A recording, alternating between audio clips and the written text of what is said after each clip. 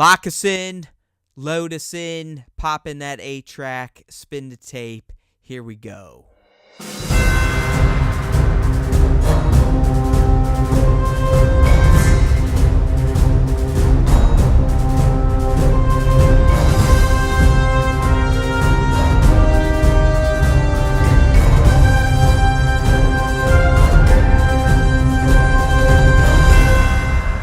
Hey now everyone, welcome back to a brand new episode of the Star Wars Time Show. It's going to be a fun episode, but kind of a sad one. And why is it sad? Why is it sad, you may be asking yourself? Well, that's because it's going to be our final Resistance recap of the show's first season, which wrapped this past Sunday with an excellent season finale that had paid off on some of my predictions. It left a great cliffhanger for us to speculate on going into season 2, and I think it really left the series on a high note.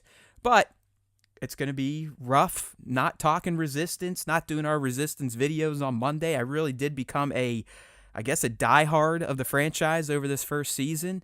But, you know, we're not going to have a big poo-poo party for this Resistance recap. We're going to celebrate the show, the finale, and where things are going forward. And, you know, Nick, we're not gonna let the franchise just disappear from Star Wars Time Show. I'm sure we'll be doing some special topics on it, speculations for season 2. You know, we'll be covering any trailers for that. But anyways, brother, No Escape Part 2. One hell of a finale, wouldn't you agree? It was fantastic, man. Like you said, it paid off on a lot of the things that we were waiting on. A lot of your predictions that we had throughout our season 1 run of casts came true.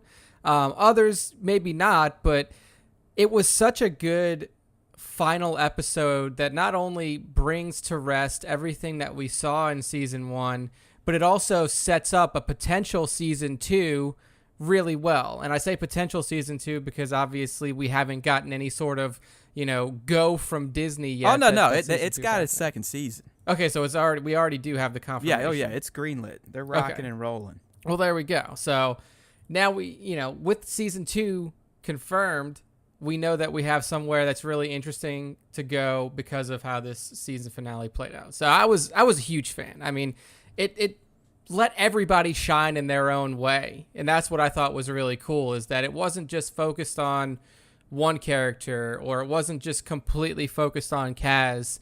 Everybody had their role to play, and everybody's role was very important to the end of the entire season.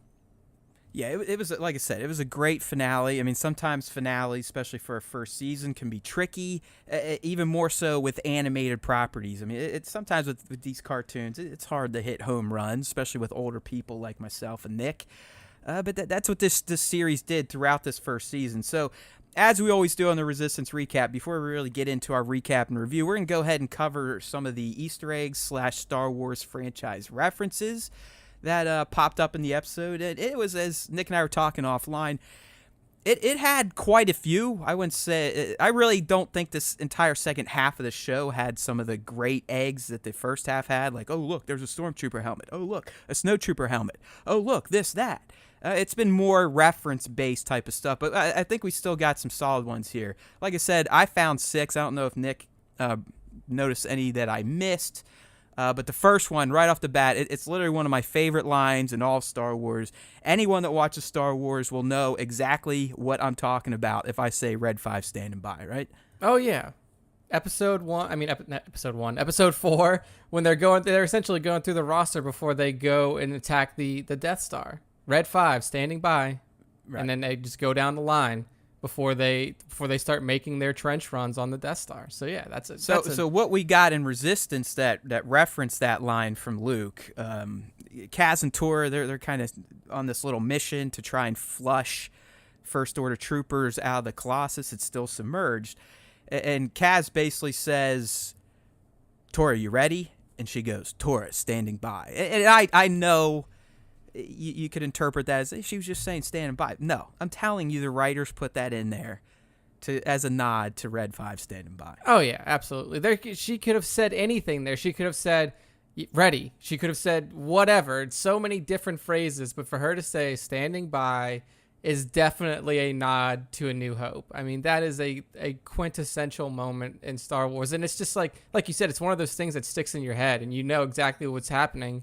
as soon as you say Red 5 standing by. So yeah, And good. she's also a pilot herself, so maybe she's just used to the call in, the report in, roll call, whatever you want to call it. But I like that. I've become a fan of Tor in general. I think we're gonna get more of her in season 2 now that, spoilers by the way, not that we have ever done spoiler warnings on this Resistance recap. We just figure you guys have brains, and if you're listening to a recap, you don't care about spoilers. But I think she's going to become much more prominent because Tam has been separated, right? So Oh, absolutely. I think she's going to fill that kind of female lead role that Tam held down for most of this first season. For sure. I agree with that. Okay. Up next, our boy, our girl. We're kind of undecided on CB. I think we went with this as a female droid, CB-23. Yeah. She pulled out an old trick that you might have watched on some holotape from the great R2-D2. Kaz and Tor, they're kind of in a shootout. They were cornered. And what does she do? Well, first she shoots out her cables, and then she sprays out an oil slick. So a clear reference to R2's abilities, in particular what he did in Revenge of the Sith, or ROTS, as I like to call it, when he took out some B-2 battle droids when they crash-landed on Grievous's Separatist cruiser. Yeah, that was a really fun moment in both Return and in Resistance. When I saw it happen, I was almost waiting. I was like, is she going to set it on fire? Because I know, I was kind of bummed that she didn't light it, but yeah, I guess the ball droids only have a lighter and not rocket boosters, so she probably didn't want to catch herself on fire. Good call. Yeah, because we have seen, in TFA, we saw BB with the lighter thumbs up.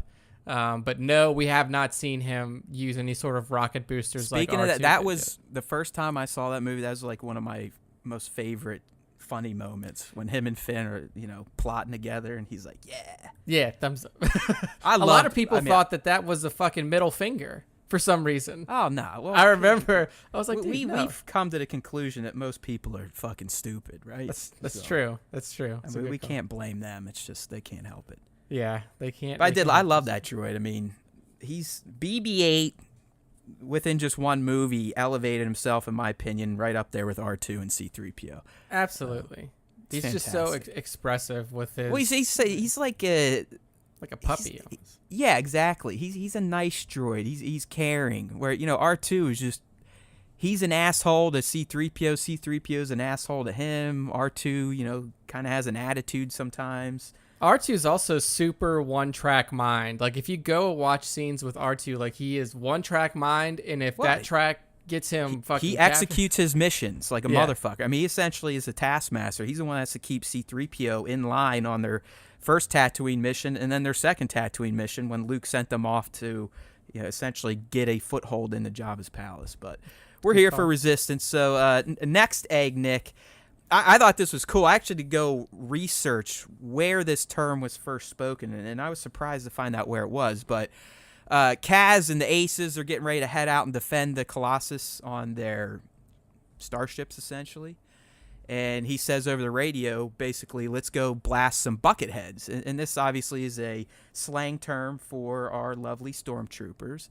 And believe it or not, the first time it was used was in the Clone Wars, Nick. I had no clue.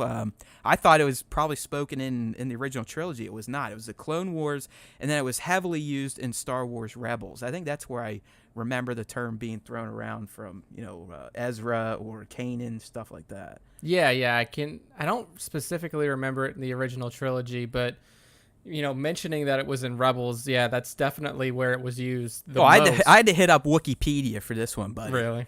I was like, I knew the term had been spoken before. I don't remember it in Clone Wars, though. I remember it being used, but like Clone Wars had to be B1 battle droids were the ones that said it.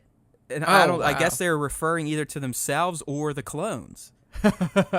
That's interesting. Yeah, I would never have guessed me neither. that a B1 was going to be the one who first said that. Interesting stuff.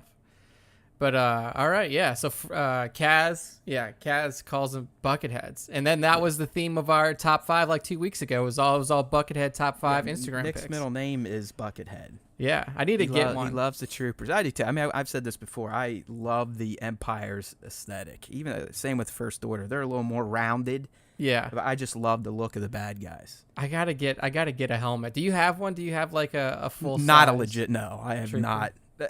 I've considered some of the Black Series helmets because you can get those for around 100. Yeah. I don't know, man. It's just like I guess I can draw a line when it comes to collecting sometimes. Yeah. And just recently, the past 2 or 3 years, it's been Just figures. high-end figures and the Yeah. dolls. One of my friends bought when TFA first released, she bought the Kylo Ren helmet Black Series, and it came with a voice changer in it. Yeah. So you'd put it on and you would talk, and it would have like the robot Kylo voice. So it was pretty cool. Oh, they're legit. I mean, they just put out a Vader one earlier or late 2018, so might want to check the sale racks because sometimes the helmets linger a bit. I know some Poe helmets are still sitting out there, and I believe those were released for either TFA or TLJ. Yeah. All right, so Bucketheads rule, and it's a great slang for stormtroopers. All right, speaking of slang, we got some huttese, if you will. So Freya Fenris, she's one of the aces, really wasn't used much. The aces in general were just kind of side pieces this season. I mean, you could argue Hype probably had the most prominent focus outside of Tora. But either way, Freya, she's kind of like the Russian girl, like, let's go get these. But when she is being attacked, so there's a big dogfight going on, a big air battle. 2 TIE fighters are chasing her, and she says, in reference to them, get these Sleemos off my tail. And I was like, oh boy, we know who likes to use that term, and that's our buddy little Anakin. Oh, Remember? yeah. I mean, is this one of the first TPM references that we've gotten in Resistance? I don't remember too many. Yeah, there's might have been 1 or 2 others. In general, the prequels haven't been as heavily touched on as the originals or even the new trilogy. Yeah. Yeah, I mean, this was a direct nod to TPM, I think. And those unfamiliar, because word is most of you think TPM's the worst movie ever made, so you probably haven't seen it in a while, but this goes down when Anakin, Sir Balba are getting ready for the Boonta Eve race, and he basically comes up, breaks Anakin's pod racer, and then Anakin gives him the old Jascroony D-Pot Sleemo. Like, eat my dick, basically, is what that translates to. Roughly in Huttese. Matt studied it extensively. Yeah. You know, it's funny, like with all the Star Wars I've watched the past 6 months with my kid, we've never had it's all on my Plex server, so I don't take the time to load up the subtitles for the alien stuff. Yeah. So the entire time, she has no clue what the fuck Jabba's saying or Leia Bausch. I just sit there and kind of throw in some commentary, and she's like, oh, yeah, that works. Yeah, all you gotta do is, oh, yeah, she's, saying that Shuda. I'm gonna... Yoto. Yeah, exactly. Yeah, we've seen Star Wars once or twice. Yeah. So, all right, so yeah, that was cool. I mean, Sleemos get a little nod to our boy Anakin before he became a pussy. Next up, another one from Kaz. This is kind of a big one. I mean, we knew that Kaz got the coordinates for the Resistance base in the last episode. He never really spoke it out there, but in this episode, he finally lets everyone know, Dakar. We need to get to Dakar. And this is the Resistance base that we see in TFA and very, very early on in TLJ as they are egressing, essentially. So that's another just kind of a direct tie to the new trilogy. Now this show is literally butted up right with the end of TFA. Yeah, I mean, we're right at the middle to end of TFA timeline-wise at this point. Definitely. And, we may get into this when we get to the recap and review, but it's very fortuitous that they may not end up going to Dakar because we know what happens, like you said, in the beginning of TLJ. They're essentially, the First Order shows up, starts bombarding the planet, and they have to get out. So, I mean, we'll see what happens in Season 2, but we do know for sure that the Colossus is not one of the vehicles or one of the vessels included within the Resistance, I guess, fleet, the Resistance fleet as they're running away from the First Order. Oh, yeah, not at all. And I again, we'll get there during the recap, but I like what the writers are doing here. I mean, yeah. we talked about it, like, well, what can they really do? Are they going to go to the car? They end up at Crate? I mean, that wouldn't make sense, and they made the most sense out of what they had to work with. So we'll get there. I like where this thing ends. I think it's very ideal, if you will. For sure. All right, so the last one, and this, the pirates are the best Easter egg and Star Wars franchise reference givers in Star Wars Resistance. They killed it during the first half of the season. We didn't get to see them as much during the second half. And, if I was a psycho, I could have just went over all of the Easter eggs that I talked about that they provided with every episode they're in, because they're always wearing old armor, this, that, and the other thing. But anyways, for the first time, we learned that the pirates have Gamorreans within their ranks, as we saw at the very end when everyone kind of tucks tail and runs into the Colossus as they hit hyperspace, and the pirates have joined them at this point in time, and they have a little Gamorrean sitting there. I was kind of wishing he had more of his traditional Jabba the Hutt Gamorrean guard type of look, but it was very clearly a walking green pig. Yeah, exactly. And, for those of you who do play SWGO, you know that the Gamorreans are also included in the Rancor raid in the very beginning. So good stuff there. Gamorreans, they're very intimidating. They're a very intimidating folk. Like you said, fat, big old pig type creatures, green. One of my favorite aliens of all time. I'm not going to lie. I've always been fascinated by the pigs. I love them in Jedi.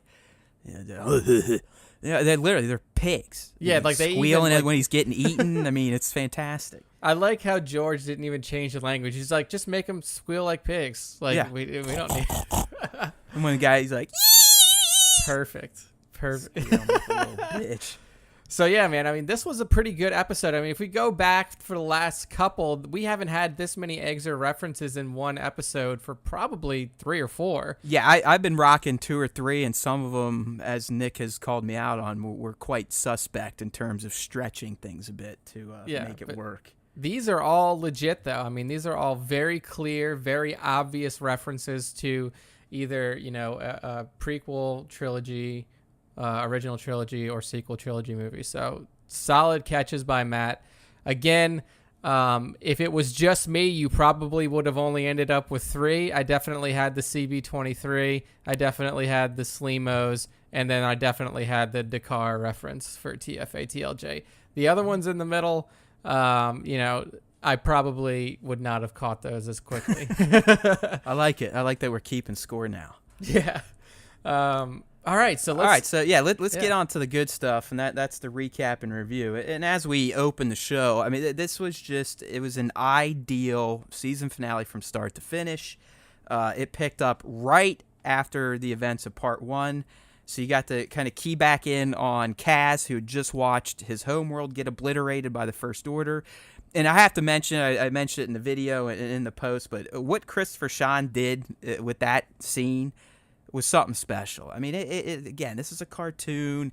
It's a lighthearted cartoon. It's even more lighthearted than Star Wars Rebels was, I believe. I believe Rebels and Clone Wars got kind of dark. Yeah. Resistance, for the most part, has stayed pretty jovial, positive. I mean, we knew some shady shit was going on and stuff was going to happen. But the tone has been fairly light and happy. But the way Christopher acted out that scene of a person just watching his friends, family, everything he ever knew get vaporized out of space, coupled with the animators created for Kaz, it was just beautiful. It was beautiful. So much so that we noted it, we called him out on social media, and the great Mr. Christopher Sean replied because he's awesome. Yeah, he's one of our biggest fans. I don't know how many podcasts out there doing regular Resistance recaps and reviews like we are, doing regular Resistance content, but I mean, Christopher Sean has definitely been one of our most active fans on social, Twitter and Instagram, so we appreciate the love, and obviously we appreciate the work that he's doing with Kaz on Resistance. But yeah, I mean, the way that character is evolved and the way that Christopher's really brought him along up until this point, because like you said, for the most part, like we always talk about Kaz being this like jovial, buffoonish type character. He's like klutz, like he's a clumsy, lovable lughead type. So and then, in the way Christopher acts him, like the way he raises pitch and lowers pitch, and then just perfectly when Kaz needed to be not so jovial, not so happy, kind of depressed, kind of down and out. I mean, he just nailed it. So yeah, that kind of set the tone for the episode in terms of quality, and then it went right into, all right, we got to get shit done. So once Kaz collects himself, he and Tora, they go off to free Doza and Yeager. They do that fairly easily. They get themselves some guns off some troopers. And then the Niku plan comes into place. Nix, go ahead and set that one up. Niku's another fantastic character. Yeah, so Niku is essentially trying to flush the entire interior of the Colossus that's currently underwater. They need to flush it out. They need to get all the water out before they can take off. This is a space station. I know we kind of speculated on that a few weeks back. It's a space station. So as Nick said, they need to get half the ocean out so they can take off, and his plan is to open hatches and use Kaz and Tora to kind of cat and mouse troopers into these corridors that will eventually suck them out into the great deep beyond. And yeah. I don't know if you watched, Nick, but some of the bumpers coming back from commercial, you could see the fish like carrying bucket heads in their mouth. Yeah, I did. I remember that because like one of the scenes they get, the troopers get flushed out, and then these big shark-like creatures come and just one of them just like you can see him eat this trooper, like he's got the leg in his mouth, and then like you said, coming back from a commercial, you can see just the helmet in one of their mouths as he's swimming on. So that was really cool, really fun stuff done by the animation team there. But if you remember in the previous episode, No Escape Part 1, there was a plan, like it was a panic plan, but it was essentially the same thing. Like Kaz is trying to escape from the clutches of First Order troopers who are chasing him down, and his panic plan was like, we got to flush out the water in this hallway that I'm in, and I'll hang on, and then the troopers will get shot out. And that's essentially the plan for the entire station now, is like Matt said, to essentially have Kaz and Tora lead these troopers into these interlocking hallway areas where Niku can then close the doors and flush all the water out, shooting them out into the ocean. And this all needs to be done in a timely manner because they're on a clock. Like the First Order is still here. They're eventually going to find out that they're trying to get this station airborne again. And it's put even more on a clock when Tierney and Commander Pyre are now planning to take Tam off of the station. So this whole plan is in motion, and all of this action is happening while Commander Pyre and Agent Tierney are essentially leading Tam off of the station. Yeah, so we, as Kaz and Tor are flushing people out, Yeager and Doza, they sneak back into Doza's office, which has been occupied by the First Order, kind of working over Tam, and they're just monitoring the station. It seems Doza's office is essentially the bridge, if you will, or at least a control station. We know Niku's in some sort of control center too. So they get there, they overhear the plan that the First Order wants to get off station, off-world, in fact, and they are going to take Tam. So that's when Yeager and Doza, call up Kaz and Tor and say, hey, guys, we need to get to the landing platform. We got to save Tam. So that's where they go. And as I predicted, things don't quite go the way Yeager and Kaz thought they would, right, Nick? They do not. They do not. I mean, even I was of the mind that Tam would make the right decision here and come back to her friends, to the people who she's known for so long. But it seems like the amount of, brainwashing that Agent Tierney has been able to do on her held, because after a very long standoff where we do see some of the Easter eggs we mentioned, like CB23 and his oil slick move, ultimately Tam decides to get on the ship with the First Order officers and get out of there. Oh, yeah. I really did believe this is where things were going to go. And I think we may have to go to the archives, as they say. But I do think I said, I think she's going to join the First Order, and she's going to be pitted against Team Fireball. And I think that's how Season 2 is going to play out. I believe Pyre, Tierney, and Tam will make up the lead forces that will be hunting for the Colossus. Yeah, they're going to... That's what I think the second season is going to be about. I think the good guys are going to be trying to find the Resistance as they are lost in hyperspace. And I think Pyre, Tierney, and Tam will be leading the hunt to track down the Colossus. I think so. I think you're right about that. And that they're going to put Tam in a TIE fighter as soon as possible. Hell yeah. Why do you think they waxed Von Reg? I mean, spoilers. I mean, we're gonna get there, but I mean, Von Reg got fucking taken out in season 1. Yeah, I mean, he was supposed to be the most badass pilot they had, and yeah, he's dead. So let's get there. So after Tam and Tierney and Pyre take off in the First Order lander, the Colossus essentially moves into hyperspace mode. They're trying to get out of the station's atmosphere. It's lifting off, like it's taking off out of the ocean while all this is going on. You get a great shootout as Tam is deciding what to do. She makes the wrong choice. Yeager's like, "Fuck her. We got to get to the ships," because he knows what's coming. He knows that the First Order is tucking tail and running. They're about to send in a battalion to blow this thing out of the sky. And not only a battalion, an actual full-size Star Destroyer shows up in atmosphere above the Colossus and starts shelling it. So they get to the hangar.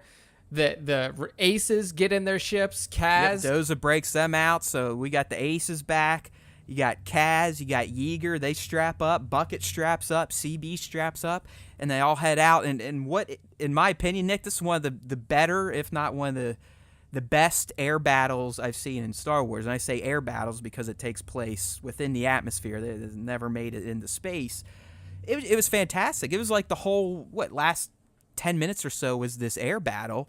And it had everything that you want in a Star Wars dogfight. Oh, yeah. You had chases, you had people saving other people, and then the moment I spoiled, like that moment with Kaz and Yeager, fan-fucking-tastic. Oh, yeah, dude. And it shows, like, that was another huge moment for Kaz, because, it's essentially, if you don't stop Von Reg, Yeager's dead. Like, Yeager is going to get vaporized. And that is when Kaz, again, shows his mettle, shows his true Star Wars hero metal, and fucking finds a way to cut off Von Reg while flying through the smallest opening possible in the Colossus, cuts him off, blows him up, saves Yeager's life. And then, I mean, that's essentially the I don't want to say the turning point, because at that point, like, once Von Reg's gone, the First Order, they can't really hang, The Aces are doing their thing, and they're really starting to pick apart all of the regular TIE fighter pilots. And, the Star Destroyer in the atmosphere is really only shelling the station itself. But luckily, the Colossus has a pretty thick hide from what we can see. And I mean, I believe it was just bouncing off of shields. I mean, we weren't seeing any carbon scoring, as they say in the Star Wars None universe. at all. Correct. But yeah, Nick's right. I mean, once Von Reg was taken out, things were starting to go south for the First Order, but they also needed the good guys needed to make the jump to hyperspace. So that's when Kaz is like, "All right, let's fucking turn this shit around. This Star Destroyer is fucking us up. We got to make the jump." So that's when he lets everyone know we're going to Dakar. We know that's the Resistance base. They kind of, it's a very similar scene to how the opening of TLJ plays out, how the fighters kind of fly into the docking bay just as the ship hits hyperspace.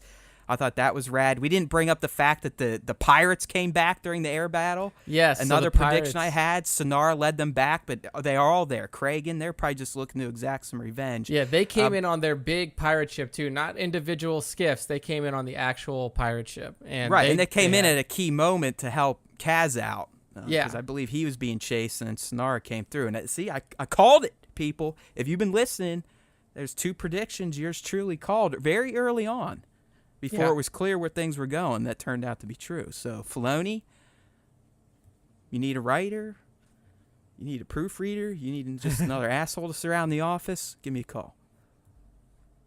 It was solid guesswork. I don't want to say guesswork because we both put a lot of thought into. Yeah, it's their educated guesses. It's using our knowledge of the fandom, of the franchise, the lore, and just having a brain and kind of understanding narratives. It wasn't that hard to piece together. For sure. But there is one kind of storyline plot thread that was introduced very early on in the show that really didn't get paid off on, and that was the First Order mole or First Order spy on the Colossus Station thread.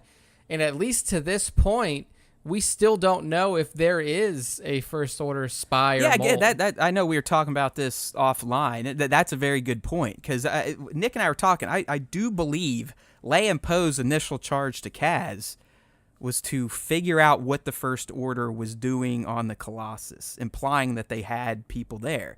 I mean, they eventually got there. They used the pirates. I mean, maybe that's what we were talking about. I don't know. But Nick could be right, or it could just be, hey, who cares?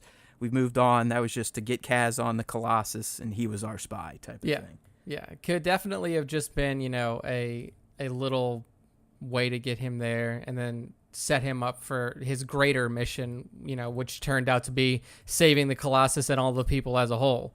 So, like you said, we're setting it up. So Kaz says, all right, we're going to Dakar. And then they jump to hyperspace, and then Niku comes running in. He's like, this is fantastic. We made it. They're all celebrating. They're having a good time. We're like, yeah, we're going to go join the Resistance. Then Homeboy shows up. Yeah, and Niku is excited as all of them and breaks the news that we may be going to Dakar, or we may be going in the middle of nowhere, because I had to put in the coordinates half-assed and wasn't able to get the whole thing in, so we may end up in the middle of space where nobody knows where we are. Or as Han said, you could just literally just res back into a planet and die. So yeah, you could end up in the middle of what the was star. funny, and I'm glad you mentioned his demeanor when he explained this mess up, but Niku was just as happy as everyone else, basically saying, I fucked up. We're not going to go where we thought we were. I don't know where the fuck we're going to end up. We literally could fly into a sun. Yeah, exactly. But he was like, yeah! Not a hint of disappointment, not a hint of like, oh shit, I may have messed this up. No remorse, nothing. Just say, hey, couldn't get the coordinates in. Suck it up. I mean, that's how he is, though. That's his outlook on life. Yeah, I mean, like, he's not a glass half full person. He is a glass full person. Like, the glass is never even remotely empty for Niku. And I just thought so it's going to be very interesting. And like we said, the setup for season 2, you can go two ways, because they could end up on Dakar. Like Niku says, he says, we could end up on Dakar, but we could end up in the middle of nowhere. So if they do end up on Dakar, that puts us in a very interesting time period, because like you mentioned, Matt, we're butting right up against the end of TFA, beginning of TLJ. And we know that timeline, the beginning of TLJ, is when the First Order jumps onto Dakar and the entire Resistance has to evacuate immediately, which throws us right into the entire 16-hour sequence of TLJ. So that's one option. Yeah, I don't think there's a chance in hell they're going to Dakar for that exact reason. I think, as I said earlier, I really think this is going to be kind of cat and mouse, at least maybe for the first half of the season, as the First Order is trying to track down the Colossus. And then maybe it will butt up with Crate. I doubt it. I really think they're going to keep Team Fireball completely separate from the Resistance as long as possible, if not forever. Yeah, I don't think that we're ever going to see a full link up. Like, we're not going to see Rey on this show. We're probably not going to see Finn on this show. I mean, we've already seen Poe. Poe is a part of Star Wars Resistance. But I don't think we're ever going to get into a situation where the two parties link up. I think they're going to be like, the Colossus may end up being like the clandestine forces. Like, you guys keep the Resistance alive, stay separated from us, because if one of us goes down, I don't want all of us to go down, kind of thing. So that's probably what we're going to end up seeing in season 2, which makes for a really interesting narrative to see what role they're going to play in the rebuilding of the Resistance, especially post TLJ. Well, they've got the fucking Colossus. I'd say that's a good start, right? Yeah, I mean, they've got an entire refueling station. Right, they've got a key war asset now in their possession. Yeah, I mean, that could have come in real fucking huge handy in TLJ, when the reason that they couldn't, run away from the First Order was because they didn't have enough fuel. It's all fucking Niku's fault, see? If this son of a bitch would have jumped right, fucking Vice Admiral Holdo would still be alive. Exactly. Everybody would have made it. Rest in peace, Amelin. But you are a hero. I really enjoyed this season finale as a whole, and just the introduction to Star Wars Resistance and its characters throughout season 1. I really do think that this show has a very bright future, especially moving into the area that we've been talking about, this post TFA, pre TLJ, like few minutes, and then eventually we're going to get into a post TLJ timeline with this show if it continues to go. Just logically, we can't have all of season 2 happen within the span of just TLJ. So I'm really interested to see how the writers of Star Wars Resistance decide to use these characters and use this plot line to further the narrative and to fill in these gaps and really give extra context to those movie fans, those real hardcore Star Wars fans like us out there, onto like what exactly was going on during this whole downtime. Yeah, and I don't really necessarily want the stories to link up. I kind of like how this season played out, where the big players checked in just to keep that connection to the new trilogy, but they never really dominated. I mean, we had some Poe-centric episodes, but even those episodes, the Resistance people were the stars, the leads. Poe always kind of played a supporting role to Kaz. Yeah. And that's how I'd like it to continue. Maybe they hear the distress call from the Resistance on Crate, or just in the ships. Like, where is everybody? We need help. That's the type. I'd be fine if we just got something like that. Yeah. If like it was Leia's just, last call.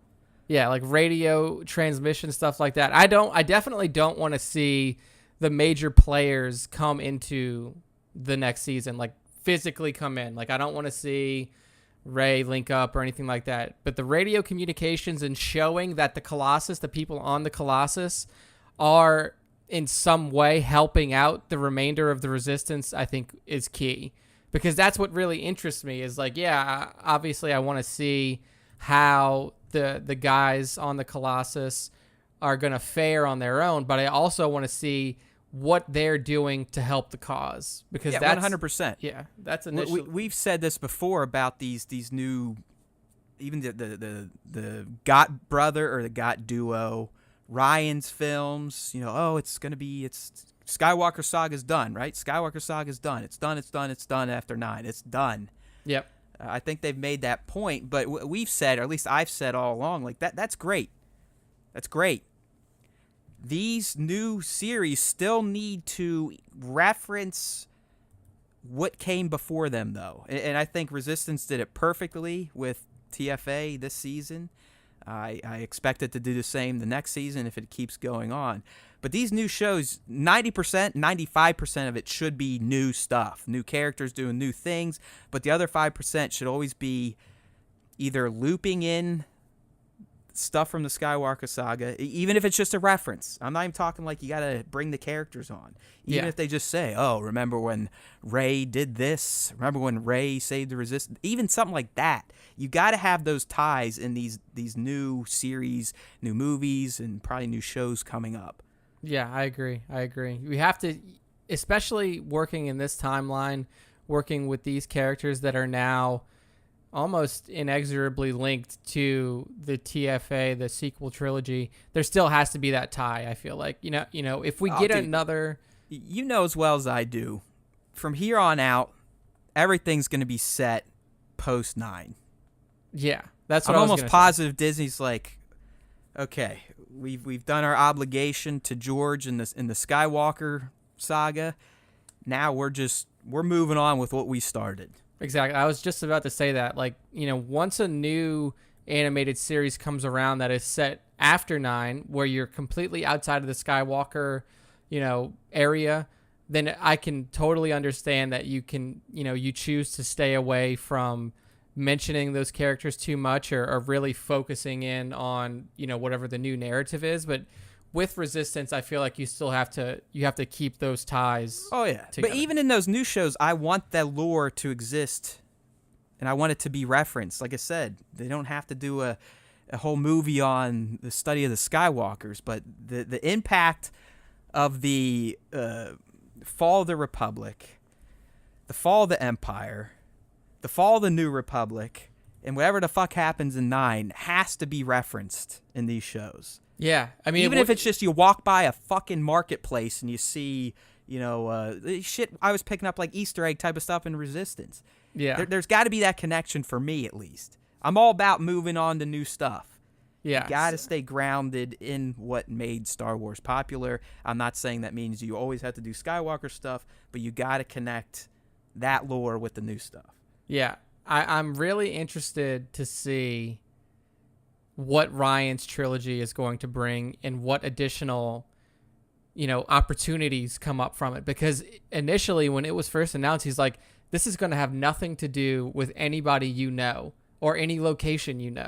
So if this is set in a completely new galaxy, you're not even in the same galaxy, it is feasible that you don't hear anything about Skywalkers or the fall of the Republic or anything like that. I'm not going to be one of these people like, oh, fuck it, I'll never go see it. It's going to be terrible because it's not what I want. I just know for me, unless this shit's set like 1,000 years into the future, that lore should still be in there. Yeah. Okay, if you go 1,000 years away, we never heard anything about the Old Republic and the Skywalker saga. That's fine. True. So yeah, but if they're only jumping like 40 years from the end of 9, come on. Yeah, I agree. So, yeah, man, it's going to be really interesting. Season 2, I'm really hyped for it. This one ended on such a good, solid note, gives us a great lead into Season 2. And then obviously, this show is going to end up linking in with the end of TLJ, probably episode 9 somewhere as well. So I am really excited for the future of Star Wars Resistance. And, a lot of people are upset that they got this and not Clone Wars or something like that. People, it's coming. Yeah, Clone Wars is coming. I mean, this is free. This is free quality Star Wars programming. You don't have to fucking own anything to watch this shit. Yeah. So get on the train because it's a really good show that gives great context into what is happening around the Star Wars galaxy while everything's happening on the big screen. For a brand new property, brand new characters, I think it went pretty damn good for its first run. I mean, you could argue the first few episodes a little slow, but they got to set the world up. The characters, it's called world building. Yep. You got to have that shit in there. But once it hit the halfway point and then really the second half of the season, Jesus, we got some really great stories out there. Those of you that have taken a stand like, I'm not going to watch this, it's more Disney shit, it doesn't look right, it doesn't look Star Wars, I'm asking you to give it a chance. Give it a chance. Yep. It's Star Wars after all, right? I mean, it's not like we're asking you to drink bleach. You're supposed to love this stuff, so give it a watch. But it is going to be sad not talking to Nick Tuesday nights about Resistance, but I'm sure we'll find some Resistance topics to cook up. I definitely want to do a video speculating on potential Season 2 plot threads and all that fun stuff.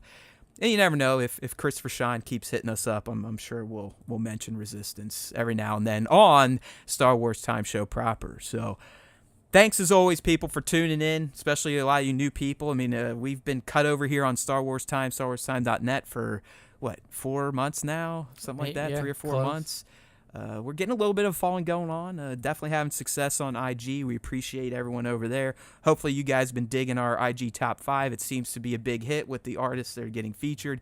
And I know Nick and I love doing that too. So make sure, keep those browsers tuned to StarWarsTime.net. I don't even have to spell it out for you. StarWarsTime.net. You should know how to do that. Once you get there, you can find the podcast links. You can find the YouTube links. You can find more toy photography, in fact. So please, StarWarsTime.net. Give us a chance. Give us a listen. I'm trying to step away from my prequel hate because I think I've been scaring a few people away. And really, I was just looking like an asshole saying you can't talk shit about the new stuff, but then I talk shit about the old stuff. So I'm correcting my ways. That doesn't mean that if I've had a few beers, Nick might not get me to react to something about Revenge of the Sith. You never know, but we're here. We're all Star Wars buddies, so please stick around for the ride. Tell your friends. You know what to do. StarWarsTime.net. All right, people. There's always time for Star Wars time, right? May the Force be with you, always.